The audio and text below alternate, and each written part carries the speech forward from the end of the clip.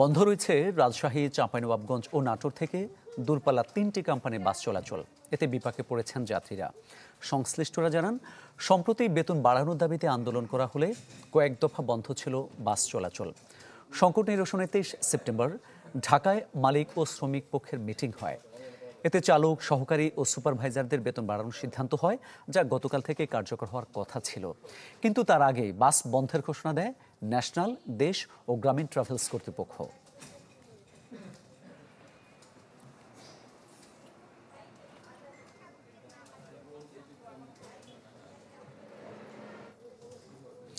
এ বিষয়ে আরো খবর জানাবো। রাজশাহী এবং নাটোর থেকে যুক্ত হচ্ছেন আমাদের সহকর্মীরা। শুরুতেই রাজশাহীর খবর জানবো সহকর্মী আবরার সাহের কাছ থেকে। আবরার, বর্ধিত ভাড়া গতকাল থেকে কার্যকর হওয়ার কথা ছিল, কার্যকর হয়েছে কিনা, আর যান চলাচলের সবশেষ কি খবর আছে আপনার কাছে?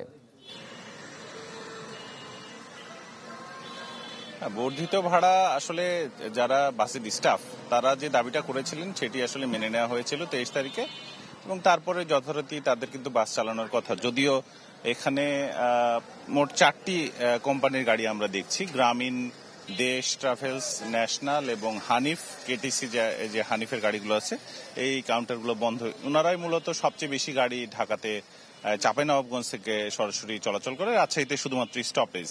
এখন গাড়ি চলাচল করলে একতা গাড়ি তাদের ট্রিপের সংখ্যা বাড়িয়েছে, প্রচুর পরিমাণে ট্রিপ যাচ্ছে এবং লোকজন তারা একটা স্বস্তি পেয়েছে যে একটি গাড়ি আসলে চালু আছে। ওই পাশে রেল স্টেশনের দিকে যদি যাই তাহলে দেখতে পাবো যে লোকাল যে গাড়িগুলো যেগুলো একটু ধীর গতিতে যেত সেগুলোও কিন্তু অনেক পরিমাণে লোক পাচ্ছে, কারণ দেশ ট্রাভেলস এবং ন্যাশনালের মতো, হানিফের মতো গাড়িগুলো এখন বন্ধ আছে। মূল বিষয় সেটা হলো এই গাড়ির স্টাফ যারা, তারা দাবি করেছে যে প্রতিটা ট্রিপে তাদেরকে যদি 32টা 36টা সিট থাকে সেখানে 2 থেকে 3টি করে সিটের টাকা তাদেরকে দিতে হবে।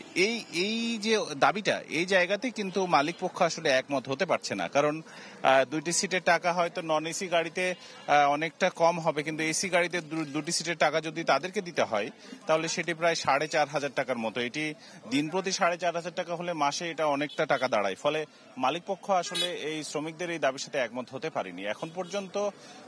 সরকারের উচ্চ পর্যায় থেকে কিংবা যারা এটি সমাধান করবেন তাদের মধ্যে থেকে কোনো ধরনের আলাপ আলোচনা না থাকলেও হয়তোবা শ্রমিক এবং মালিকদের মধ্যে আলাপ আলোচনা একটা সম্ভাবনা আছে, কিন্তু তারা বসেননি। এটি 2টি সিটের টাকা থেকে একটিতে নামিয়ে আসতে পারে, কিংবা সপ্তাহে বা দিনে হিসাবে সেটিও আসতে পারে। বাড়তি যে টাকাটা সেটি নিয়ে আসলে সমস্যা। তো মালিক পক্ষ বলছে যে যতদিন পর্যন্ত এটি না তারা মানবে ততদিন পর্যন্ত আসলে এই স্ট্রাইকটা চলবে। এ ছিল আমার কাছে রাজশাহী থেকে।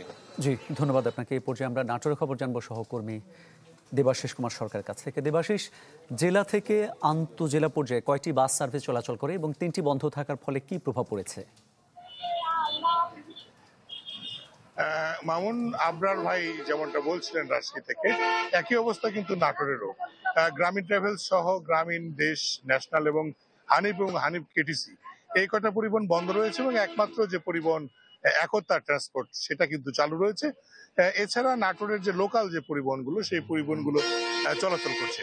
তো এই ভিআইপি পরিবহনগুলোর মতো সুবিধা কিন্তু এই যে লোকাল পরিবহন সেই পরিবহনে কিন্তু চলছে না, যার কারণে সুবিধাগুলো তারা নেই, যার কারণে এই যাত্রীবাহী যে দুর্ভোগ সেটা কিন্তু চরমে উঠেছে।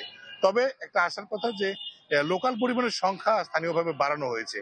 জেলা প্রশাসন মালিকের সমিতিদের সঙ্গে কথা বলে যেটা বলেছেন যে এই যে লোকাল পরিবহন তার সংখ্যাটা যেন আগে যেটা চালু ছিল তার থেকে একটু বেশি বাড়ানো হয়েছে। তবে এখানকার যাত্রীরা যে ঈশ্বরদী বা কুষ্টিয়া থেকে যে বাসগুলো ছেড়ে আসছে ঢাকা অভিমুখে, যেটা বনপাড়া বাইপাস হয়ে যাচ্ছে, বনপাড়া হাটিকুমরুল মহাসড়ক হয়ে ঢাকায়, সেই বাসগুলোতে তারা ঈশ্বরদী বা তার আগে থেকে যাত্রী অনলাইনে টিকিট কেটে তারা বনপাড়া থেকে যাচ্ছেন বিকল্প পদ্ধতিতে।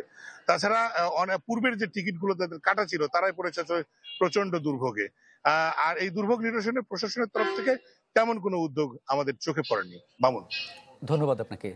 নাটোর এবং রাজশাহী থেকে জানাচ্ছিলেন আমাদের সহকর্মীরা।